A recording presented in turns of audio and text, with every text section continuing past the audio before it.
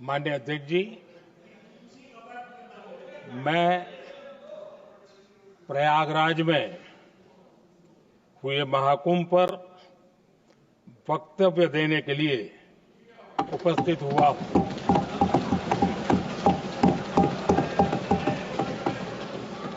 आज मैं इस सदन के माध्यम से कोटि कोटि देशवासियों को नमन करता हूं, जिनकी वजह से महाकुंभ का सफल आयोजन हुआ। महाकुंभ की सफलता में अनेक लोगों का योगदान है। मैं सरकार के, समाज के सभी कर्मयोगियों का अभिनंदन करता हूं। मैं देश भर के श्रद्धालुओं को, यूपी की जनता, विशेष तौर पर प्रयागराज की जनता का धन्यवाद करता हूं। अध्यक्ष जी, हम सब जानते हैं गंगा जी को धरती पर लाने के लिए एक भगीरथ प्रयास लगा था। वैसा ही महाप्रयास इस महाकुंभ के भव्य आयोजन में भी हमने देखा है। मैंने लाल किले से सबका प्रयास के महत्व पर जोर दिया था। पूरे विश्व ने महाकुंभ के रूप में भारत के विराट स्वरूप के दर्शन किए। सबका प्रयास का यही साक्षात स्वरूप है। ये जनता जनार्दन के संकल्पों के लिए, जनता जनार्दन की श्रद्धा से प्रेरित महाकुंभ था। आदरणीय अध्यक्ष जी, महाकुंभ में हमने हमारी राष्ट्रीय चेतना के जागरण के विराट दर्शन किए हैं। ये जो राष्ट्रीय चेतना है, ये जो राष्ट्र को नए संकल्पों की तरफ ले जाती है, ये नए संकल्पों की सिद्धि के लिए प्रेरित करती है। महाकुंभ ने उन शंकाओं, आशंकाओं को भी उचित जवाब दिया है जो हमारे सामर्थ्य को लेकर कुछ लोगों के मन में रहती है।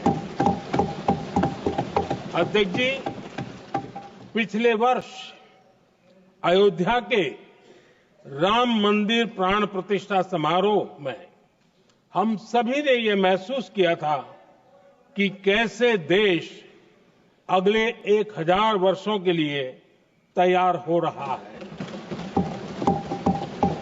इसके ठीक 1 साल बाद महाकुंभ के इस आयोजन ने हम सभी के इस विचार को और दृढ़ किया है। देश की ये सामूहिक चेतना देश का सामर्थ्य बताती है। किसी भी राष्ट्र के जीवन में, मानव जीवन के इतिहास में भी अनेक ऐसे मोड़ आते हैं जो सदियों के लिए, आने वाली पीढ़ियों के लिए उदाहरण बन जाते हैं। हमारे देश के इतिहास में भी ऐसे पल आए हैं जिन्होंने देश को नई दिशा दी, देश को झकझोर कर जागृत कर दिया। जैसे भक्ति आंदोलन के कालखंड में हमने देखा कैसे देश के कोने कोने में आध्यात्मिक चेतना उभरी। स्वामी विवेकानंद जी ने शिकागो में 1 सदी पहले जो भाषण दिया, वो भारत की आध्यात्मिक चेतना का जयघोष था। उसने भारतीयों के आत्मसम्मान को जगा दिया था। हमारी आजादी के आंदोलन में भी अनेक ऐसे पड़ाव आए हैं। 1857 का स्वातंत्र संग्राम हो, वीर भगत सिंह की शहादत का समय हो, नेताजी सुभाष बाबू का दिल्ली चलो का जयघोष हो, गांधी जी का दांडी मार्च हो, ऐसे ही पड़ावों से प्रेरणा पाकर भारत ने आजादी हासिल की। मैं प्रयागराज महाकुंभ को भी ऐसे ही एक अहम पड़ाव के रूप में देखता हूं, जिसमें जागरूक होते हुए देश का प्रतिबिंब नजर आता है। अध्यक्ष जी, हमने करीब 1.5 महीने तक भारत में महाकुंभ का उत्साह देखा, उमंग को अनुभव किया। कैसे सुविधा असुविधा की चिंता से ऊपर उठते हुए कोटि कोटि श्रद्धालु श्रद्धा भाव से जुटे, ये हमारी बहुत बड़ी ताकत है। लेकिन ये उमंग, ये उत्साह सिर्फ यहीं तक सीमित नहीं था। बीते हफ्ते मैं मॉरिशस में था। मैं त्रिवेणी से, प्रयागराज से महाकुंभ के समय का पावन जल लेकर गया था। जब उस पवित्र जल को मॉरिशस के गंगा तालाब में अर्पित किया गया, तो वहां जो श्रद्धा का, आस्था का, उत्सव का माहौल था, वो देखते ही बनता था। ये दिखाता है कि आज हमारी परंपरा, हमारी संस्कृति, हमारे संस्कारों को आत्मसात करने की, उन्हें सेलिब्रेट करने की भावना कितनी प्रबल हो रही है। अध्यक्ष जी, मैं ये भी देख रहा हूं कि पीढ़ी दर पीढ़ी हमारे संस्कारों के आगे बढ़ने का जो क्रम है, वो भी कितनी सहजता से आगे बढ़ रहा है। आप देखिए, जो हमारी मॉडर्न युवा पीढ़ी है, ये कितने श्रद्धा भाव से महाकुंभ से जुड़े रहे, दूसरे उत्सवों से जुड़े रहे हैं। आज भारत का युवा अपनी परंपरा, अपनी आस्था, अपनी श्रद्धा को गर्व के साथ अपना रहा है। अध्यक्ष जी, जब एक समाज की भावनाओं में अपनी विरासत पर गर्व का भाव बढ़ता है, तो हम ऐसी ही भव्य प्रेरक तस्वीरें देखते हैं जो हमने महाकुंभ के दौरान देखी। इससे आपसी भाईचारा बढ़ता है और ये आत्मविश्वास बढ़ता है कि एक देश के रूप में हम बड़े लक्ष्यों को प्राप्त कर सकते हैं।